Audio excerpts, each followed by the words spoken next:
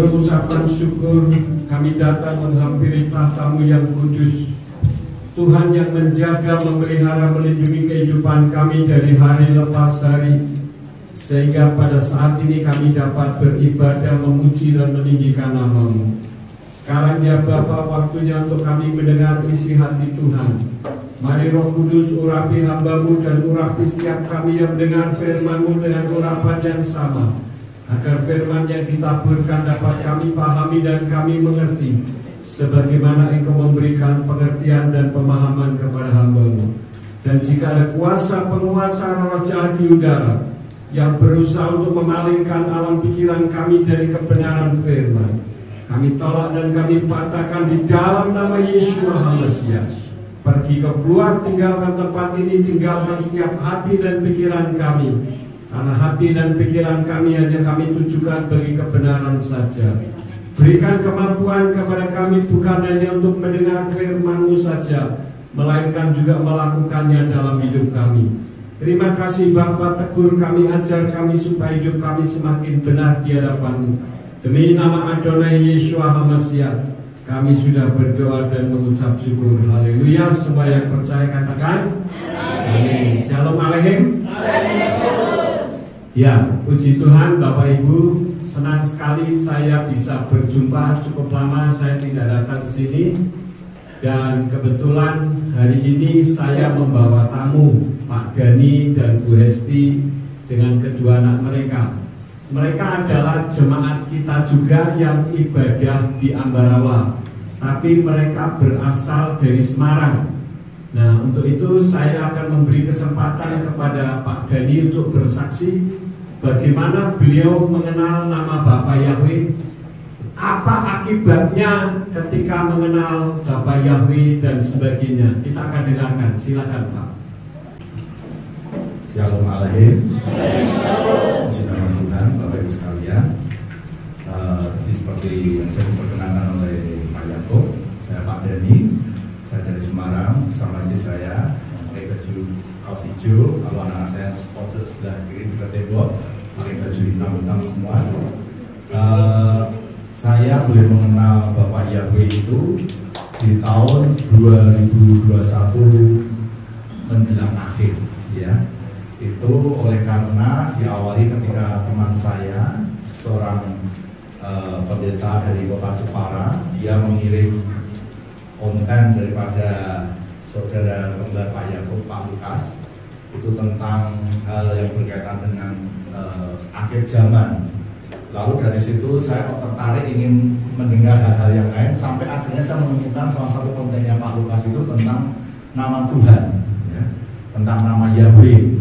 Lalu saya coba dengarkan, saya bersama istri, dan kami berdua ini backgroundnya pelayanan gereja, Bapak Ibu sekalian. Jadi saya dulu sempat jadi full time gereja, dari gereja Bethel Tabernacle, lalu pernah menjadi full time gereja Isa Masih, lalu pernah jadi full time di gereja Bethel Indonesia, BPI. Nah, kalau istri saya pure dari Isa Masih. Lalu dia menjadi full time seorang pendoa di Menara Doa Kota Semarang di bawah koordinasinya Ibu Elizabeth Philip. Kalau mungkin Bapak Ibu ada yang tahu, yang dari saya lihat itu. Lalu kami sungguh tidak menyangka ketika kami setelah mendengar konten dari Pak Lukas tentang nama Yahweh, akhirnya kami jadi mengerti. Padahal saya bersama istri backgroundnya juga dari sekolah Alkitab, ya, dari sekolah Alkitab. Tapi di sekolah kita tuh kami tidak pernah diajar tentang nama Yahweh, tidak pernah diajar tentang nama Yeshua HaMasiah, ya, nama-nama yang pada umumnya. Mungkin kalau Bapak Ibu yang mungkin sebelum mengenal nama Yahweh, ya seperti nama-nama yang ada di kitab suci yang dari terjemahannya LAI, ya, ada nama A dan ada nama yang bukan Yeshua HaMasiah, ya. Nggak tahu itu saudara kembar apa enggak, ya. Tapi di situ akhirnya kami menemukan bahwa nama inilah yang benar, ya. Sampai akhirnya ketika kami akhirnya memutuskan untuk melepas kedua nama itu, ya, kami menerima nama Yahweh, nama Yeshua HaMasiah. Jujur saya pikir justru ini, ya, selain itu menjadi berkat buat kami karena kami menerima kebenaran hal ini, tapi ternyata berkat yang kami terima ini ternyata tidak sesuai dengan apa yang ada di sekitar lingkungan kami, yaitu lingkungan pelayanan kami. Dan dari pimpinan-pimpinan pelayanan kami justru akhirnya malah menganggap kami sesat, menganggap kami yang tidak benar, menganggap kami menyimpang, sampai akhirnya kami harus diputuskan atau di-out dari pelayanan, Bapak Ibu sekalian. Padahal kami ini dari pelayanan gereja, pelayanan menara doa, yang kami anggap mereka harusnya memahami akan kebenaran firman Tuhan, tapi ternyata justru kami yang akhirnya disingkirkan, ya. Dan apalagi pelayanan dari istri itu dia banyak melayani di gereja-gereja di Kota Semarang dari berbagai macam interdenominasi. Akhirnya semua pelayanan istri pun juga ditutup, ya, di-cut semua, tidak mau menerima. Karena apa? Kami dianggap sesat, dianggap kami tidak benar.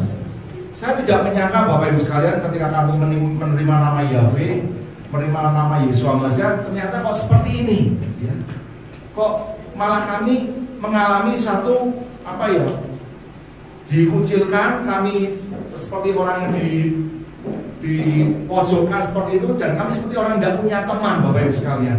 Biasanya kalau kami ingat dulu sebelum kami menerima nama Yahweh, kami bisa bergaul dengan ya sesama orang gereja, ya gereja-gereja Kristen, bahkan kami bisa pelayanan. Tapi semenjak itu kami tertutup sama sekali, tidak ada pintu yang terbuka, Bapak Ibu sekalian. Padahal jujur ketika kami menghadapi hal itu, secara manusia kami tidak pernah membayangkan, itu yang pertama. Lalu yang kedua, kami juga tidak pernah siap. Ya, dalam arti siap tuh memang nanti ini resiko yang kami hadapi. Sama sekali tidak ada. Sampai pada akhirnya kami yang backgroundnya atau latar belakang kami adalah pelayanan gereja, dan akhirnya kami waktu itu masih belum begitu belum begitu langsung shock, dalam arti mungkin secara ekonomi, Bapak Ibu sekalian, ya, secara ekonomi karena kami hidup dari pelayanan, maka hidup kami ini dari berkat-berkat pelayanan.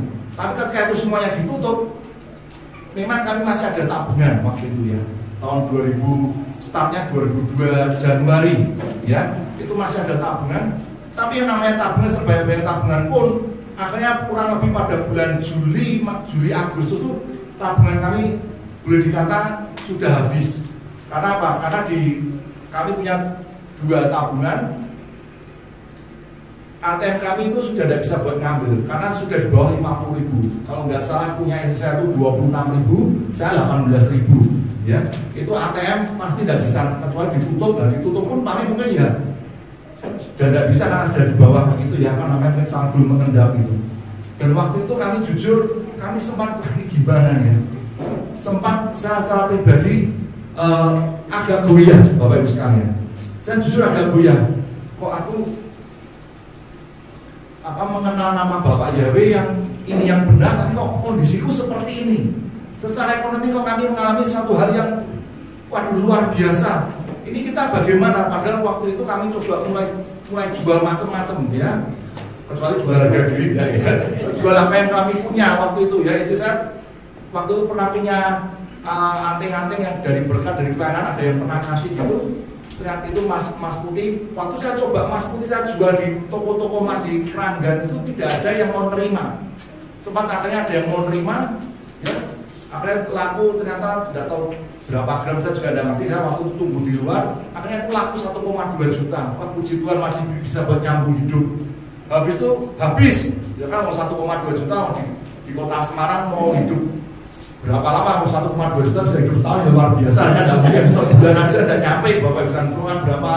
Hampir 2 minggu kalau tidak salah. Itu sudah ngirit, ya, terus kami benar-benar mengencangkan ikat pinggang. Lalu sekarang banyak masih punya cincin. Ya, cincin tapi dipikirnya emas putih juga. Waktu dijual tidak ada yang mau terima. Ternyata apa? Platina, ya, bukan emas, platina. Tapi untungnya masih ada yang mau terima. Itu dijual laku 210.000. Ya, puji Tuhan. Padahal di rumah kami itu pakai tabung gas yang besar, yang 12 kilo itu. Dan waktu itu kan harganya sudah 217.000 kalau nggak salah. 217.000 jadi uang cuma 210.000. Padahal gasnya pas habis. Gimana? Waktu siang kami jual, sore tiba-tiba ada teman istri itu sudah lama tidak pernah ke rumah kami, kenal sudah lama sekali, tiba-tiba cuma datang manggil istri saya, lalu cuma ngasih amplopan dan isinya 500.000 waktu itu Bapak Ibu sekalian. Puji Tuhan masih bisa nyambung hidup lagi. Jadi saya berpikir, wah kok ini bener apa enggak ya, kok kondisinya kok kata orang Semarang bilang tuh bahasa Jawa delosor gitu ya. Kok rasanya kok berat sekali.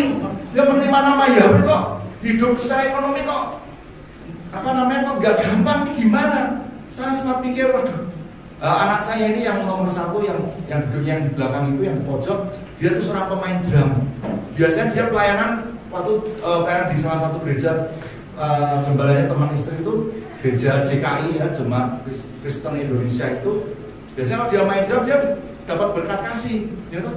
Saya sempat pikir, waduh, iya Papa coba pelayanan lagi kok biasa. Jadi waktu saya jujur sempat pengen mungkin tetap pakai nama ya, tapi saya mau beribadah ke gereja yang tidak menyembah nama Yahweh. Pikir saya mungkin mau cari relasi-relasi untuk kerja dan macam-macam. Tapi kok istri saya bilang gini sama saya, kamu kalau mau ke gereja mana, gereja apa, gereja B, terserah enggak apa, tapi aku tidak mau. Waktu saya pikir, imanku kok kalah ya, kok dia kok kok kuat gitu ya, kok ngadepi kondisi, padahal dia tahu kondisi keuangan kita sudah bahasanya kalau Senin Kamis masih bisa ya, Senin aja udah capek gitu ya. Jadi saya pikir, gimana ya. Lalu puji Tuhan saya lewat ada satu pekerjaan yang mungkin ini pekerjaan yang ada, saya coba melamar kerja Bapak Ibu sekalian. Saya melamar kerja, akhirnya saya melamar sebagai seorang marketing, dan di situ harus cari nasabah intinya. Saya tuh bingung, waduh, sahabat saya, pekerjaan mana keluar aja, keluar lah, ini income dari mana, pelayanan ya nggak mungkin. Saya belum kenal Pak Yakob waktu itu, ya kan? Saya belum kenal. Terus akhirnya, kok dapat nasabah 1 dari marketing itu. Akhirnya dari situ saya baru ngerasain komisi dari 1 orang nasabah sampai sekarang. Ya, kalau Pak Yakob Israel itu kasih karunia Bapak Yahweh ya. Itu langsung dari komisi pertama kali yang saya terima waktu itu saya dapat komisi 10,5 juta Bapak Ibu sekalian. Jadi tabungan yang bisa sudah dapat mau jual apa ini, tapi saya motor mau tak jual, semuanya apa yang bisa tak jual, ya toh? Atau saya belum dapat kerja, tapi puji Tuhan semuanya akhirnya sampai hari ini kami tetap dipelihara oleh Bapak Yahweh. Jadi saya teman-teman ini tetap pegang nama Bapak Yahweh sampai akhir, ya, nama Yesus Masias sampai akhir. Bahkan beritakan namanya, saya terus beritakan Bapak Ibu sekalian. Saya di grup-grup manapun, grup saya masih ada di grup-grup pendeta-pendeta Kristen, saya tetap beritakan nama Yahweh. Terima dan terima, mau dicibir macam-macam, saya nggak urusan Bapak Ibu sekalian. Bahkan saya di konten-konten YouTube, siapapun nama-nama pendeta yang mungkin Bapak Ibu tahu nama si A, si B, tak komentarin, tak beritakan nama Yahweh, nama Yesus Masias. Jadi sudah lalu ada yang dari satu gereja yang cukup besar di Indonesia ini, langsung komentar saya langsung di counter langsung, ada urusan, tak beritakan terus. Jadi saya bisa beritakan sekali beritakan, sampai seperti Pak Yakob punya seluruh Indonesia tidak lagi menyebut nama A. Nah saya juga itu membara di hati saya juga mau beritakan nama ini supaya Indonesia bungkam terhadap nama A, tetapi menyuarakan nama Bapak Yahweh. Amin. Terima kasih.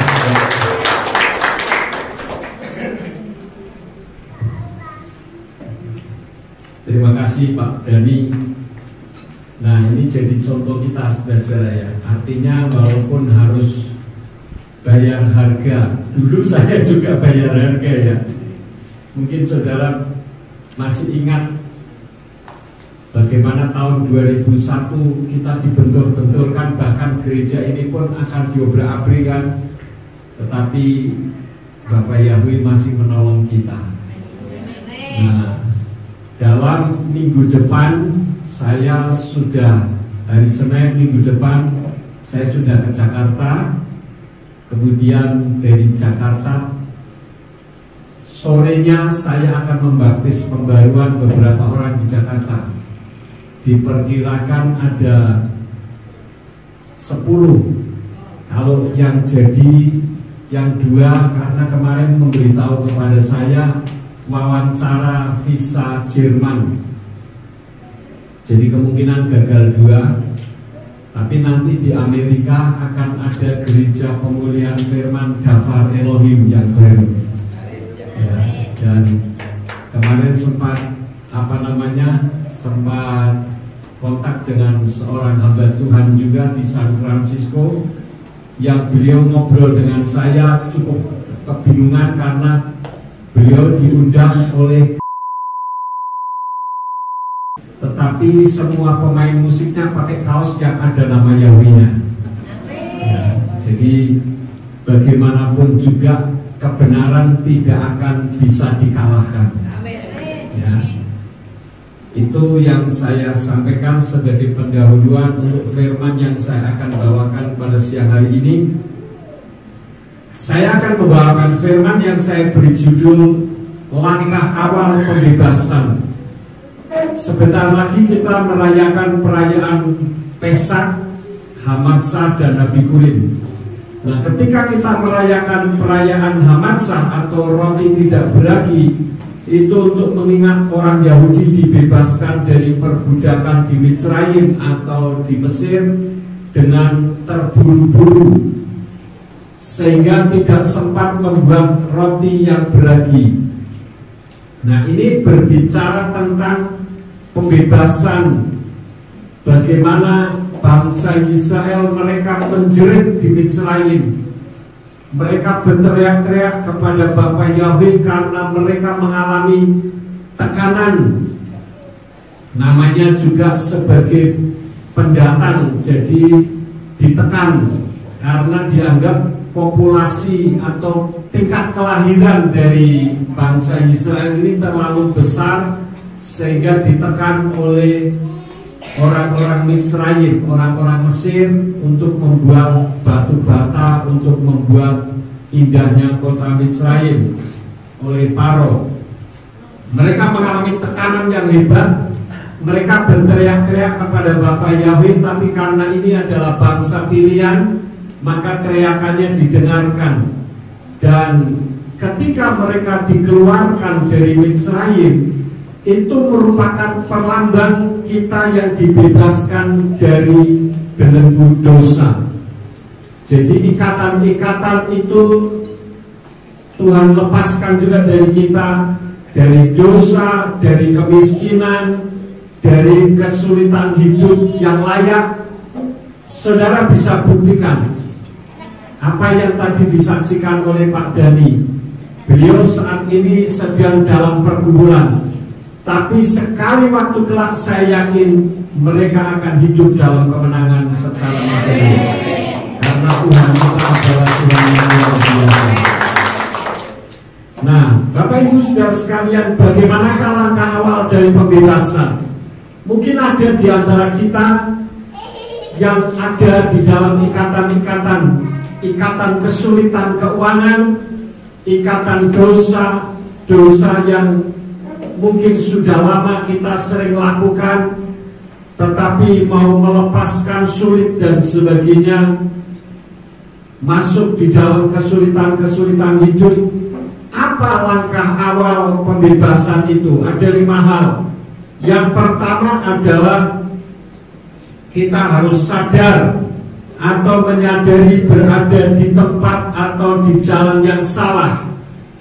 Karena biasanya kalau kita sudah berada di zona nyaman, hidup dalam kemapanan, kita itu tidak mau keluar dari zona kemapanan.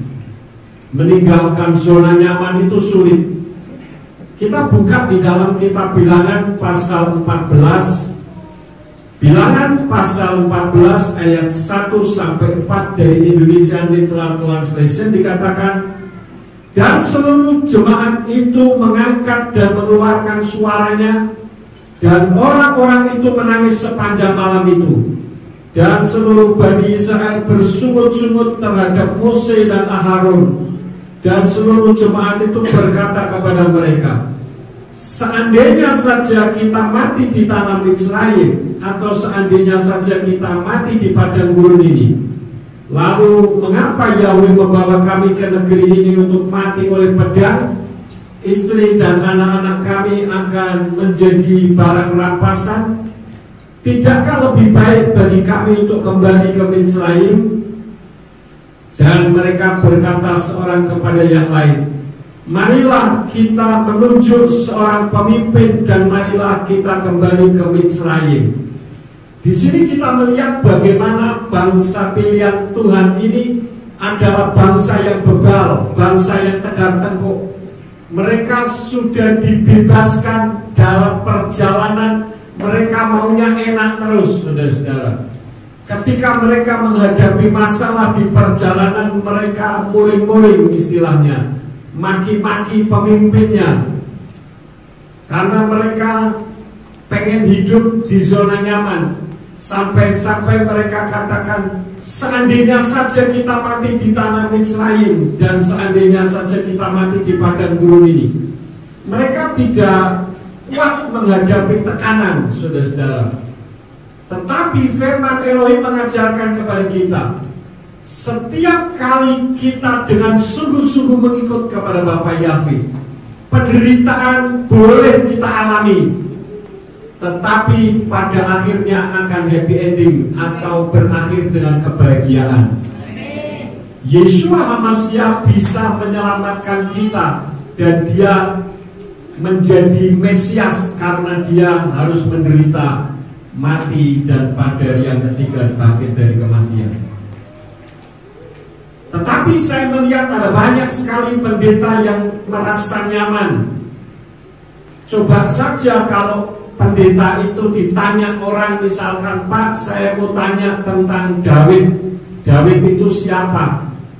Pendeta itu akan mengatakan, mari lihat kitab suci di dalam pasal sekian, ayat sekian.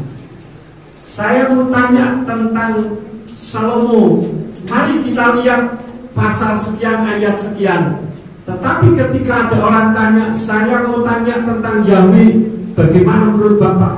Oh, menurut inskripsi ini, menurut inskripsi itu, nama Allah sudah ada sejak zaman dulu. Kemudian dikatakan YHWH tidak berbunyi. Saya sudah pernah menyanggah ketika Yayasan Lembaga Alkitab Indonesia mengeluarkan kitab suci terjemahan baru yang kedua, saya menyanggah memberikan tanggapan di kamusnya, ya. Karena ternyata kamusnya bukan semakin baik, tapi semakin mengaburkan nama Yahweh. Dan itu yang nonton lebih dari 1000. Dan rupanya tidak ada tanggapan apapun dari LAI. Saya justru mengharap Yayasan Lembaga Alkitab Indonesia menanggapi tanggapan saya tersebut. Jadi Bapak Ibu Saudara sekalian, pendeta-pendeta yang sampai sekarang ini, kita ini sudah 2 dekade, sudah 23 tahun, ya, nama Yahweh kita beritakan. Walaupun dulu awal-awalnya ketika kita memberitakan nama Bapak Yahweh, tidak ada siapa-siapa kan, kita toleh kanan toleh kiri hanya sendirian. Tapi sekarang sudah banyak, bahkan di Amerika pun ada. Kita bersyukur bahwa tidak lama lagi Gereja Pemulihan Firman akan berdiri di Amerika. Ya, ya, kita beri kemuliaan Tuhan.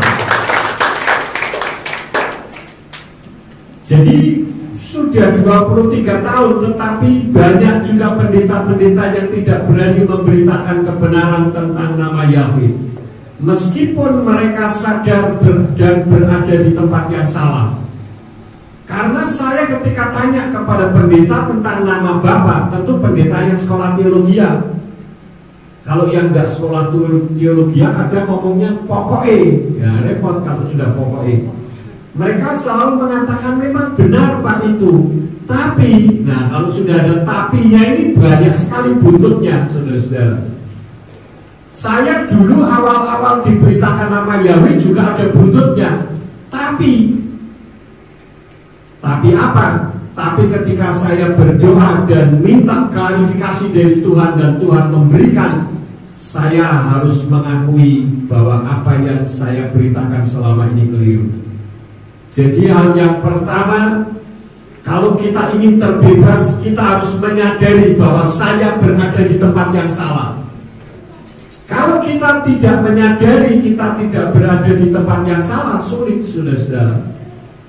Tadi Pak Dhani bersaksi bagaimana motivasinya ketika mengalami tekanan itu adalah motivasi orang yang wajar menggunakan akalnya.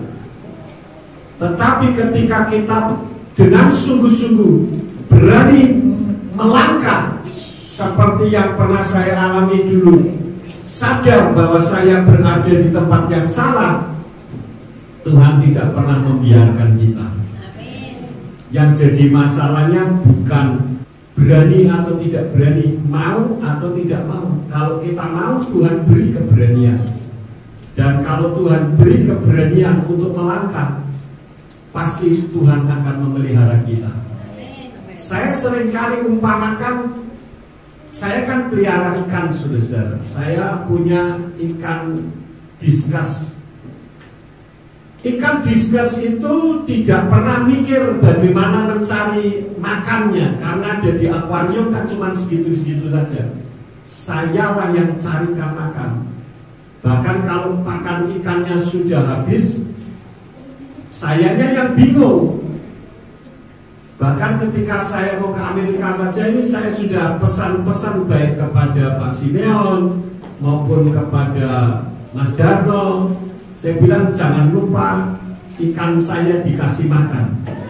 Kalau enggak nanti saya pulang ikannya pada kemambang semua, repot. Nah, yang pusing ikan atau saya, saudara? Saya yang punya. Nah, kalau saudara merasa saudara dimiliki oleh Bapak Yahweh, Bapak Yahweh yang akan memberkati saudara. Tidak usah pusing. Bapak Pendeta Isakar Irawan juga jualan ikan. Ikannya tidak pusing, yang pusing yang jualan. Iya kan? Harus mikirin pakannya, ganti airnya dan sebagainya. Ikan mah enjoy saja, enak-enak saja, saudara-saudara. Jadi yang pertama, kalau kita menyadari kita berada di tempat yang salah, kita harus sadar saya berada di tempat yang salah. Itu adalah langkah awal kita bebas dari ikatan-ikatan. Yang kedua, setelah kita menyadari bahwa kita berada di tempat yang salah, apa yang kita ambil kemudian? Segera mengambil langkah atau keputusan. Saya dulu ketika mengenal nama Bapak Yahweh, ketika saya menolak, saya tidak punya beban. Tetapi saya berpikir, saya tahu sifat orang ini. Kalau tidak benar, tidak mungkin ngotot seperti itu. Karena itu saya berdoa, Tuhan, kalau memang namamu itu benar Yahweh, tolong singkapkan dari segi teologis, historis, biologis, dan banyak keilmuan yang lain. Dan saya katakan, kalau memang ini benar, saya bernazar, saya akan memberitakan nama Yahweh sampai akhir hayat saya. Dan ternyata Tuhan singkapkan luar biasa. Buku pertama yang saya buat itu pertanyaan umum seputar nama Yahweh. Itu seperti Tuhan mendikte saya, saudara. Saya bikin itu pokoknya ngetik saja, nanti keluar sendiri dari otak saya. Orang bertanya begini, jawabannya begini. Orang bertanya begini, jawabannya begini. Itu seperti ada yang mendikte. 1 minggu selesai. 1 minggu pun agak lambat karena nulis Ibraninya harus satu-satu dari kanan ke kiri. Jadi saya begitu tahu ini satu kebenaran, saya ambil keputusan. Ya, jangan menunda, karena ketika kita menunda, setan akan segera menyerang kita, supaya kita bukan saja menunda tetapi melangkah mundur untuk tidak jadi mengambil keputusan. Dan itu seperti apa yang disampaikan oleh Raja Agripa ketika mendapatkan berita tentang kebenaran oleh Rabi Saul.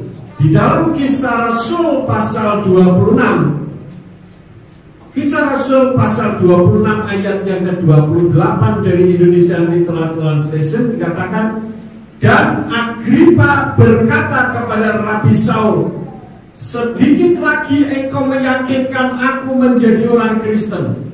Jadi ketika dia mendengarkan kesaksian dari Rabi Saul, sebetulnya dia menerima. Tetapi kemudian setan bekerja melalui pemikiran otaknya, sehingga dia berkata, sedikit lagi engkau meyakinkan aku menjadi orang Kristen. Dia menunda, bukan hanya memikir, tetapi melangkah mundur. Kemudian Bapak Ibu, apa kata firman di dalam Ibrani 3 ayat yang ke-13 dari Indonesia Literal Translation dikatakan, tetapi teguhkanlah dirimu setiap hari, selama masih dikatakan hari ini, supaya jangan ada seorang pun di antara kamu dikeraskan hatinya oleh tipu daya dosa. Tuhan pakai Bu Hesti untuk mengingatkan Pak Dani ketika dia akan coba-coba untuk pergi ke gereja yang belum menyembah dengan sesembahan yang benar, dengan sikap hati dan motivasi supaya bisa mendapatkan relasi. Ternyata Tuhan pakai istrinya, yaitu Bu Hesti, untuk mengambil keputusan yang tegas.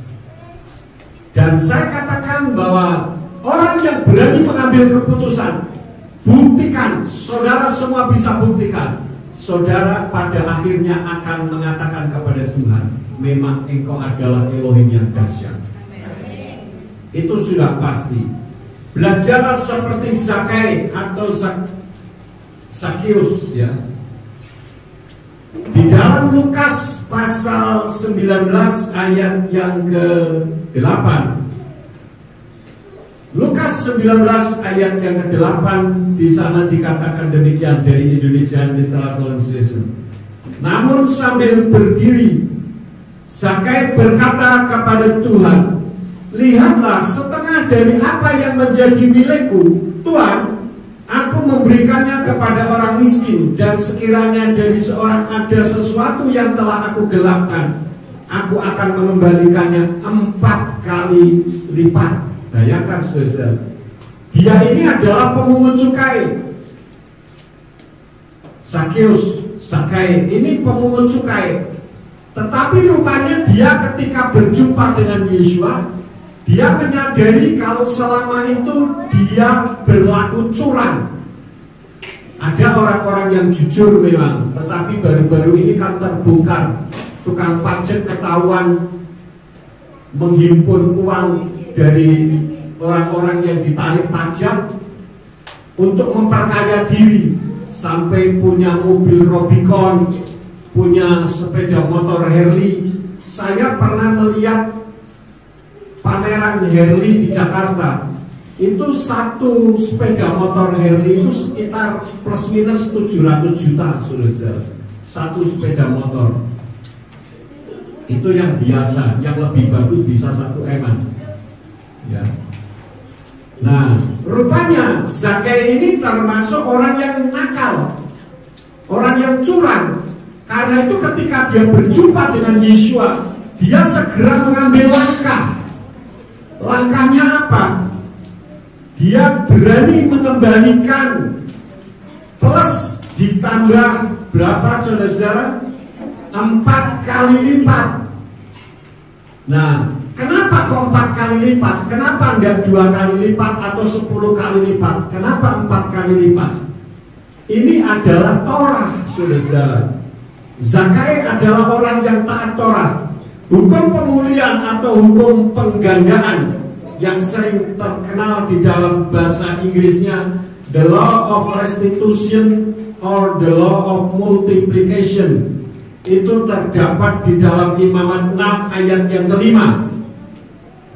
Imamat 6 ayat yang kelima dari Indonesia Literal Translation dikatakan, atau segala sesuatu yang ia telah bersumpah dusta terhadapnya, ia bahkan harus membayar kembali pokoknya dan menambahkan 1/5 bagian kepada siapa saja yang memilikinya. Dia harus menyerahkan itu pada hari persembahan penghapus salah. Ini menunjukkan bahwa Zakai adalah orang yang taat Torah, artinya dia taat hukum ketika dia sudah berjumpa dengan Yeshua. Karena itu orang-orang yang taat hukum adalah orang yang sudah berjumpa dengan Tuhan. Sering memang saya mendengar ada orang pendoa syafaat mengatakan bahwa Tuhan berbicara kepada saya, Tuhan berbicara kepada saya.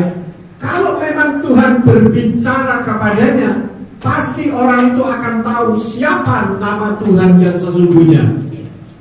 Jadi kalau dikatakan saya sering mendengar suara Tuhan tetapi menolak nama Yahweh, berarti Tuhan yang dijumpai keliru, saudara-saudara. Bukan Tuhan Yahweh seperti yang tertulis dalam kitab suci, tetapi Tuhan siapa? Tuhan siapa? Tuhan Allah yang ditemui, saudara-saudara, dan itu beda, ya. Dan dari apa yang disampaikan oleh Zakai ini menunjukkan bahwa perjanjian lama dan perjanjian baru itu tidak bisa dipisah-pisahkan. Antara Taurat dan kasih karunia itu tidak boleh dipisahkan. Karena istilah perjanjian lama dan perjanjian baru itu tidak ada dalam kitab suci. Itu adalah pengkanonisasi kitab suci yang menuliskannya, bapak-bapak gereja.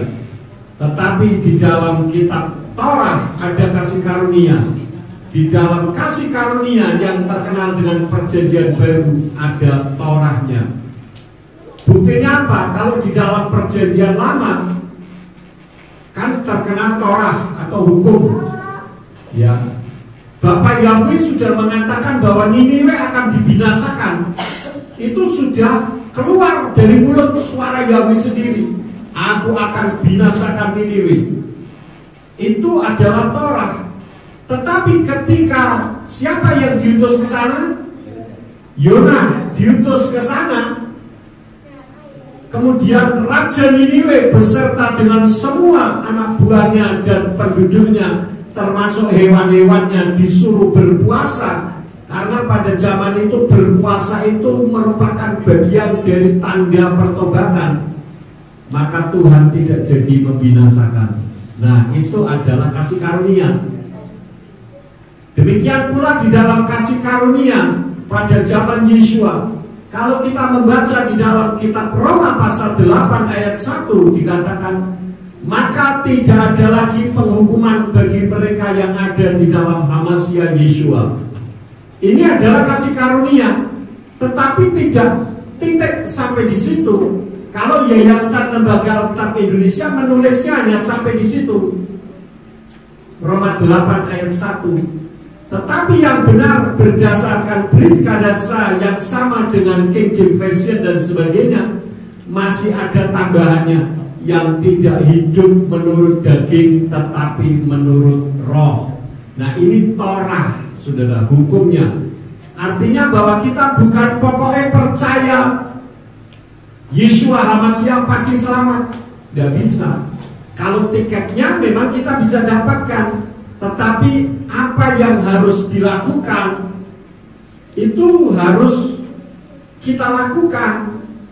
Misalkan saya membeli tiket, katakanlah ini tiket ya, saya kasih kepada saudara untuk masuk ke Istana Presiden. Saudara pasti masuk ke Istana Presiden kalau saudara membawa ini. Saya kasih kepada saudara. Ketika ini di tangan saudara, saudara memiliki kepastian masuk ke Istana Presiden. Tetapi untuk masuk ke Istana Presiden harus ada syaratnya, yaitu mengenakan pakaian yang sopan. Nah, kalau saudara ke sana pakainya cangcut doang, ya tidak diterima. Loh, ini mau renang apa mau masuk ke Istana Presiden? Ditolak, saudara-saudara. Padahal saudara membawa ini, ya, tiketnya dibawa, tapi karena syarat untuk masuk ke istana itu tidak dipenuhi, saudara tidak bisa masuk. Demikian pun syaratnya untuk masuk ke Samayim, ke sorga itu ada, yaitu melakukan kehendak Bapa. Matius atau Matius 7 ayat 21 sampai 23. Bukan setiap orang yang berseru kepadaku Tuhan, Tuhan akan masuk kerajaan sorga, tetapi dia yang melakukan kehendak Bapa. 1 Tawarin 16 ayat yang ke-8, kehendak Bapa adalah namanya dipanggil dan disebut supaya jangan dilupakan orang. Nah itu saja sulit, padahal hanya tinggal menyebut saja. Ya, itu hal yang kedua. Sekarang yang ketiga, langkah awal pembebasan yang ketiga adalah minta bantuan Ruach HaKodes untuk mulai melangkah. Keluaran 13 ayat yang ke-9 dari Indonesian Literal Translation dikatakan, dan haruslah itu menjadi tanda bagimu pada tanganmu dan sebagai tanda pengingat di antara kedua matamu, supaya Taurat Yahweh ada di mulutmu, sebab dengan tangan yang kuat Yahweh telah membawa engkau keluar dari Mitsraim. Bangsa Israel itu diajak Mose untuk keluar, tidak mau, saudara-saudara. Maka Mose pernah komplain kepada Bapak Yahweh, bagaimana saya bisa membawa mereka keluar, Tuhan? Bangsa pilihanmu saya ajak, tidak mau. Saya minta izin kepada Paro, kepada Firaun. Firaun tidak mengizinkan. Nah, saya ya wes tak gebrake. Kalau saya lepaskan saja. Kenapa? Misalkan saya ngajak saudara, ayo saudara, kita masuk melalui pintu ini ya, nanti keluarnya lewat sini. Saudara tidak mau. Lalu saya minta izin sama Pak Pendeta Irawan yang tinggalnya di sini. Saya bilang, Pak Ir, saya mau masuk situ ya. Nggak boleh. Lah piye, saudara? Yang meninggali tempat itu tidak mengizinkan, saudaranya tidak mau. Nah kalau saya masuk ke situ ya saya sendiri yang masuk, kan gitu. Itulah yang dialami Mose pada saat itu. Tetapi Mose selalu berkomunikasi kepada Bapa Yahweh, sehingga Keluaran 13 ayat yang ke-9 dengan jelas katakan, dengan tangan yang kuat Yahweh telah membawa engkau keluar dari Mitsraim. Ini persis seperti yang saya alami tahun 2001. Kalau bukan karena Ruach HaKodes atau Roh Kudus yang menuntun saya, nggak mungkin, saudara. Ya, pertama saya sudah geram terhadap orang-orang yang memperdaya saya, sampai saya bicara kepada diri saya sendiri. Saya katakan saya akan bunuh 3 orang. Emosi saya sudah meluap-luap karena saya diperlakukan tidak adil. Kenapa? Karena saya bawa keluarga. Kalau saya sendiri tidak masalah, saya orang lapangan, biasa hidup susah, biasa berantem, tidak ada masalah. Tapi keluarga saya kan orang yang tidak pernah tukang berantem, saudara-saudara, harus mengalami penderitaan begitu. Saya bilang saya akan bantai 3 orang ini. Tapi Ruach HaKodes yang menuntun dan berbisik kepada saya, jangan lakukan, jangan lakukan. Kalau saya lakukan, mungkin pada saat ini saya masih ada di penjara karena saya dihukum seumur hidup, atau mungkin saya sudah mati karena dihukum mati. Karena tentu membunuh 3 orang menggunakan pembunuhan berencana, ya. Tetapi saya lebih taat kepada Bapak Yahweh. Karena itu saya pernah katakan, kalau saya disuruh mengulang lagi, nggak sanggup, saudara, nggak sanggup saya. Kalau saya bisa melewati dulu sampai dipanggil polisi berkali-kali, dipanggil Linmas, Kementerian Agama waktu itu, Departemen Agama, dipanggil sana, panggil sini, bikin stres kepala, stres semuanya. Tetapi kalau bukan karena Roh Kudus, saya tidak mampu. Jadi ketika saudara mau keluar dari semua ikatan, minta pertolongan Ruach HaKodes, karena hanya Ruach HaKodes lah yang mampu memberikan kemampuan kepada kita. Ya, itu yang ketiga. Yang keempat, yang terakhir, menyadari bahwa Ruach HaKodes pasti memberikan kemampuan. Jadi bukan hanya kita minta tolong Ruach HaKodes, tetapi kita menyadari bahwa Ruach HaKodes juga meresponi, memberikan kemampuan. Kalau Pak Dhani dan Bu Hesti sampai detik ini masih mampu, itu karena Ruach HaKodes yang memberi kemampuan. Bayangkan, sudah orang sudah biasa pelayanan, enggak pelayanan itu rasanya enggak karu-karuan. Saya merasakan itu. Apalagi Bu Hesti, Pak Dhani biasa melayani. Kalau enggak melayani itu setengah mati, ya. Terjadi pertentangan batin. Tetapi kalau kita percaya bahwa Ruach Kodes memberikan kemampuan, maka kita akan bisa lepas dari segala penderitaan yang kita alami. Itulah langkah awal pembebasan. Karena itu di dalam 2 Korintus 3 ayat 3 sampai 6 dari Indonesian Literal Translation dikatakan, ketika dinyatakan bahwa kamu adalah surat yang dilayani oleh kami, ditulis bukan dengan tinta tetapi dengan Roh Elohim yang hidup, bukan pada loh-loh batu, melainkan pada loh-loh hati kedagingan. Dan kami memiliki keyakinan seperti ini kepada Elohim melalui Hamasya. Bukan berarti dari diri kami sendiri kami mampu memperhitungkan sesuatu sebagai dari diri kami sendiri, tetapi kemampuan kami dari Elohim. Tuh, ayatnya mengatakan kemampuan kami dari Elohim. Itu Rabi Saul yang mengatakan ketika dia menulis surat ke jemaat di Korintus yang kedua kali. Ayat 6 dikatakan, yang juga telah membuat kami layak sebagai pelayan perjanjian baru, bukan mengenai tulisan melainkan mengenai roh, karena tulisan itu mematikan tetapi roh menghidupkan. Kemarin saya berbicara kepada seseorang yang melayani di San Francisco, saudara-saudara. Beliau ini baru saja saya perkenalkan nama Bapak. Ya. Kemarin ketika dia mengadakan persekutuan Zoom, saya ikut karena saya mendapatkan undangan. Saya masuk, saya mendengarkan. Saya kaget karena beliau juga sudah memberitakan nama Bapak Yahweh. Ini adalah seorang pendeta mantan narkoba, orang jahat dulunya, tetapi dia ketemu Tuhan sendiri.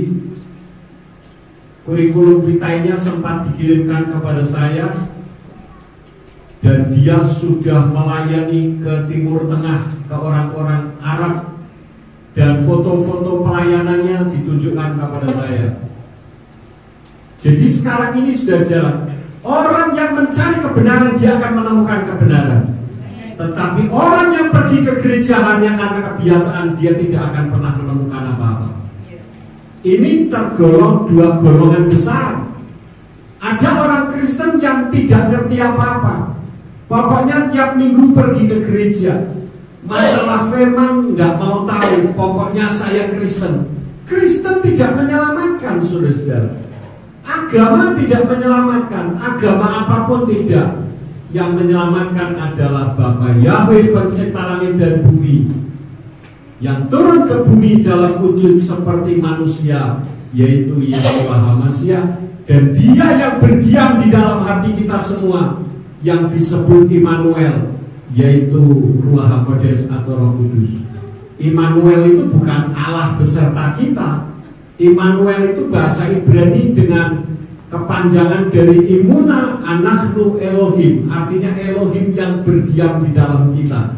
Itulah yang orang Jawa katakan manunggaling Gusti, menjadi satu. Jadi ketika kita akan berbuat jahat, ada suara yang berbicara. Itulah suara Ruach HaKodes yang disebut penasehat ajaib. Dan kalau itu ada di dalam hati saudara, tidak usah khawatir. Penderitaan boleh kita alami saat ini, tetapi tidak lama saudara akan lepas dari penderitaan saudara, karena kita berpegang kepada kebenaran. Istilah yang ada di radio kita setiap pagi apa? Gandol Gusti. Ya, pokoknya kita gandol kemana saja, pokoknya gandol sudah pasti sampai ke arah tujuan. Ya, ini saja yang saya sampaikan kepada Bapak Ibu Saudara sekalian. Kiranya kita berani melangkah awal untuk saudara terlepas dari penderitaan. Tolong doakan kami pada hari Senin, hari Selasa dari Jakarta ke Singapura itu sekitar 2 jam. Ya, saya berangkat jam 2:10 sampai di Singapura sekitar jam 5-an, mungkin parkir pesawatnya dan sebagainya. Nanti dari Singapura sampai ke Los Angeles 16 jam di udara. Jadi tolong dukung doa supaya Tuhan kendalikan pesawat yang kami tumpangi, karena di sana sudah banyak orang-orang yang menantikan adanya gereja pemulihan firman yang baru. Terima kasih untuk dukungan doanya. Bapak Yahweh memberkati. Mari kita bangkit berdiri bersama-sama. Mari kita akhiri ibadah kita bangkit berdiri bersama-sama. Kami mengucap syukur kepadamu Bapak Yahweh, kalau hari ini Engkau telah memimpin ibadah kami dari awal sampai dengan akhirnya. Kalau sebentar kami akan pulang, kirim malaikat Tuhan untuk menjaga, melindungi kami supaya tiba di rumah masing-masing dengan selamat. Dan apa saja dikerjakan pada hari ini yang tidak bertentangan dengan firman-Mu dan pada hari-hari berikutnya, kiranya dibuatnyalah oleh Engkau berhasil, supaya dengan keberhasilan itu dapat kami kembalikan lagi guna hormat dan kemuliaan bagi nama-Mu. Berkati hamba-hamba-Mu yang sudah ambil bagian di dalam pelayanan pada saat ini. Engkau pakai semakin hari semakin heran. Terima kasih Bapa, sekarang berkatilah kami karena kami siap menerima berkat daripada-Mu. Mari kita angkat kedua belah tangan kita untuk menerima berkat Yahweh. Yahweh memberkati engkau dan melindungi engkau. Yahweh menyertai engkau dengan wajahnya dan memberi engkau kasih karunia. Yahweh menghadapkan wajahnya kepadamu dan memberi engkau damai sejahtera. Diberkatilah engkau di kota dan diberkatilah engkau di ladang. Diberkatilah buah kandunganmu, hasil bumimu dan hasil ternakmu, yakni anak lembu sapimu dan kandungan kambing dombamu. Diberkatilah bakulmu dan tempat adonanmu. Diberkatilah engkau pada waktu masuk dan diberkatilah engkau pada waktu keluar.